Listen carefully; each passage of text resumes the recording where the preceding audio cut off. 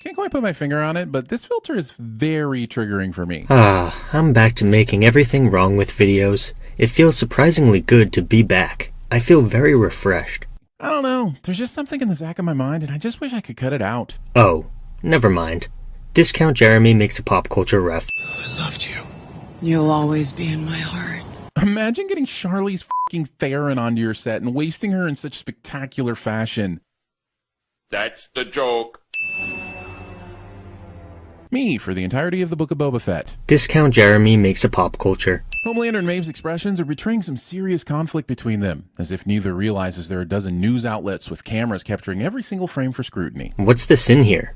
Sorry, but when I watch criticism videos, I typically expect them to criticize the show, not point things out on the screen that I can see with my own two eyes. I hope it demonstrates Vought welcomes the oversight from the Bureau of Superhuman Affairs. Oversight from a government bureau? I thought this show was supposed to be more grounded in reality. A real megacorporation would just employ its own government bureau workers for self-oversight, like Boeing or pork processing plants. Discount Jeremy, I've got some bad news for you. That's exactly what Vought has done. Victoria is Edgar's foster daughter, and she does what he wants. See, this is one of my big problems with TVSins. They're so arrogant that they genuinely assume their own audience is too stupid to see the glaring flaws in their arguments. Who'd have thought? Everything we've been through, that we'd be here, together. Kicking off your third season by patting yourself on the back and saying, hey, look how far this arc has come. Remember how this dude ran through that dude's girlfriend? Oh, sorry, I'm still waiting for an explanation on why that's a sin. Are you gonna give one? No? Jesus. We can't show any more of this act of passion, but I'm amazed that Ashley is being so publicly rambunctious at a media-swarmed premiere, since we'll eventually learn in Gen V that she doesn't want a soul to know about her fumblings with discount director who shall remain unnamed. And that's why they're in the bathroom, where it's illegal for cameras to be. No violence, or maiming, or torture, or curb stomping, or setting anyone on fire. The problem with getting this specific is that you open yourself up to Butcher saying, yeah, well, you never said I couldn't peel his testicles, superglue his eyelids, or force him to watch Season 8 of Game of Thrones. Okay, that was actually a good diss. Look here, Amazon. The Boys has enough bodily fluids in it without you masturbating all over the screen, too. Discount Jeremy talking about masturbation will always get 10 sins. Wasting a perfectly good pair of shorts. Wardrobe costs that up, my dude. Just ask Bruce Banner. Boring. So, how have you been? Good? Good. Me? Oh, I'm good. Just looking forward to the new season of Rick and Morty whenever that happens. Started jogging in the mornings, and I've decided to stop drinking caffeine after 12 p.m. I really think it'll help me sleep, but oh, come on, guys. What do you expect me to say here? The dude shrank, climbed inside a guy. He's trying to get in my ass! You can't tell me there wasn't at least one parallel universe where Thanos didn't scream this about Ant-Man, which in turn means that Strange had to watch it play out in Infinity War. Wait, were you under the impression that this was funny? Because all you did here was take a genuinely funny scene and then ruin it with your bullshit. Also, Discount Jeremy makes a pop.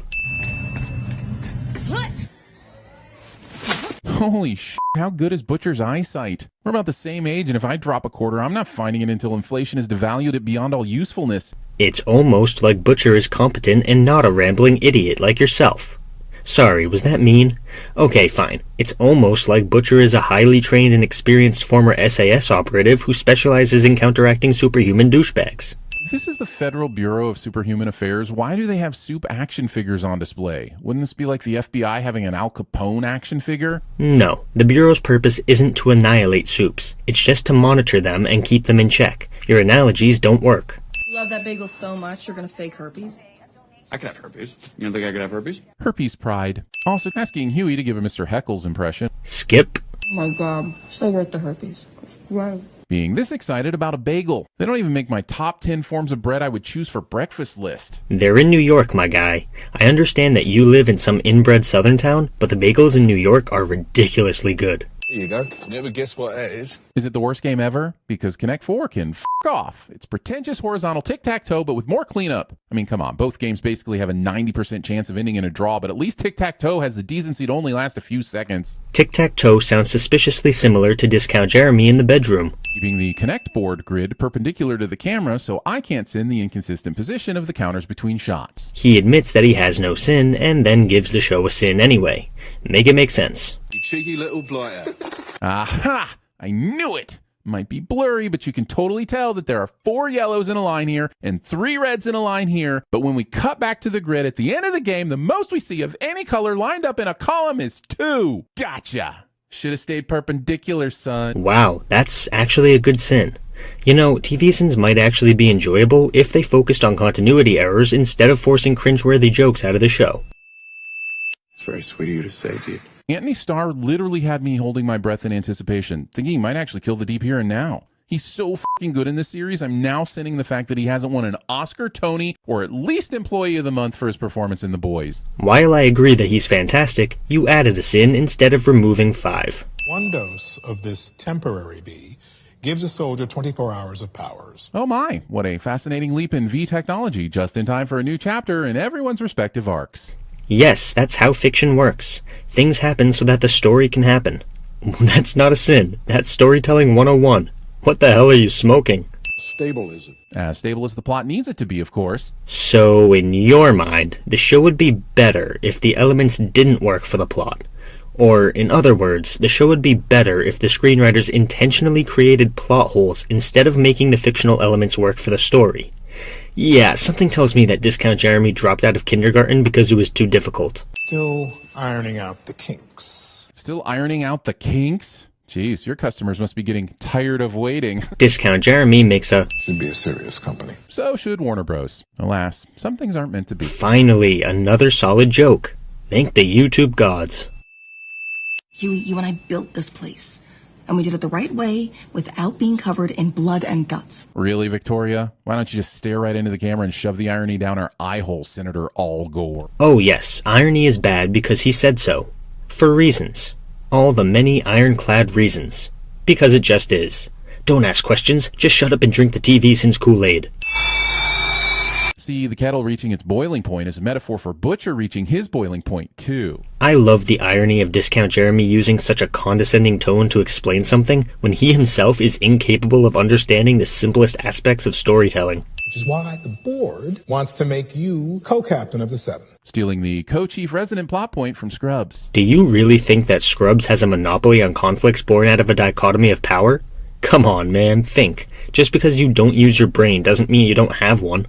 Rising tide lifts all boats. Not the tide that tsunamis them into destruction. You see in this metaphor, Skip. Boy band shit is so embarrassing. not nearly as embarrassing as the high school level drama this episode is about to manufacture between Huey and Starlight. Does Discount Jeremy think this kind of drama doesn't happen with adults? Because it absolutely does. I'm not saying it's justified, but then again, neither is the show.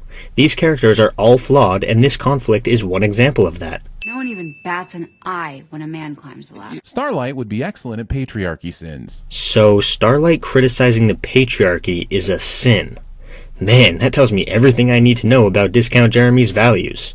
Haram and against the will of God. Look, read the Bible. Every single man had multiple wives. Not a single woman had multiple husbands. It's against the will of God. It's disgusting. In the eyes of God himself. You believe the rumors. It's the thing that killed Soldier Boy. Some kind of gun or weapon or something. Oh boy, tell me you're setting up a new season without telling me you're setting up a new season. We've got an angry Homelander, a disillusioned Butcher, a new type of Compound V with some fancy new features, and now a new weapon that can apparently take out soups all at once. So the show made a mistake by telling its story. How high are the TVSins writers on a daily basis? Their videos should be banned just for the fact that they induce brain rot. What are you doing here? Padding the runtime, methinks? Or, and hear me out because I'm about to explain the meaning of life and the origins of the universe, maybe the show is establishing an important dynamic between two of its main characters. And they go and make Starlight co-captain. That's got a stink. Touche, William. Me, every time two characters spend an entire scene verbally measuring their respective phalluses and testosterone levels instead of actually fighting. Me like punching, me no like words.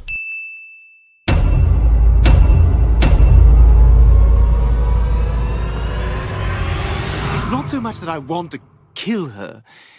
It's just, I want her not to be alive anymore.